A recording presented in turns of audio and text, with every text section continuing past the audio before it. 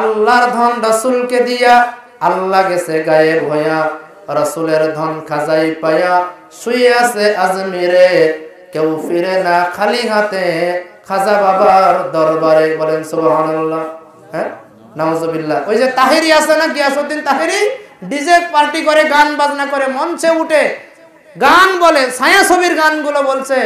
এই বক্তা ভণ্ড, সে বলছে যে আল্লাহর ধন রসুলকে দিয়ে আল্লাহ গায়েব হয়ে গেছে, আর রসুলের ধন খাজায় পেয়ে বলে আজমিরে শুয়ে আছে, আর সেই খাজার দরবার থেকে বলে কেউ খালি হাতে ফিরে না। বলে নাউজুবিল্লাহ। এ ধরনের যারা সমাজের মধ্যে শিরক এবং বেদাত করতে চায়, দেখবেন যে সে টুপি মাথায় দিয়েছে, টুপির মধ্যে এক জায়গায় আলী লেখা, এক জায়গায় হাসান লেখা, এক জায়গায় হুসাইন লেখা। এগুলো হলো শিয়াদের কাজ, কথা বলেন ঠিক কিনা? এরপরে মঞ্চে উঠে জিকির করে, নাচে আর জিকির করে। কি অবস্থা এগুলা!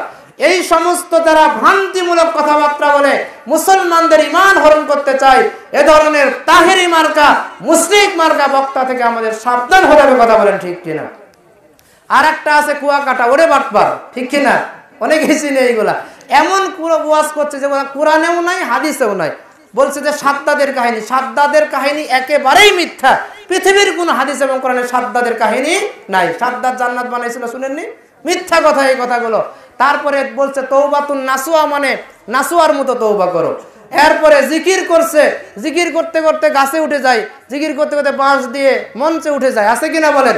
সম্মানিত বন্ধুগণ, এই সমস্ত কথাবার্তা যারা বলছে, আল্লাহ তাদের থেকে আমাদের সকলকে হেফাজত করুন। সকলে বলছে আল্লাহুম্মা আমিন।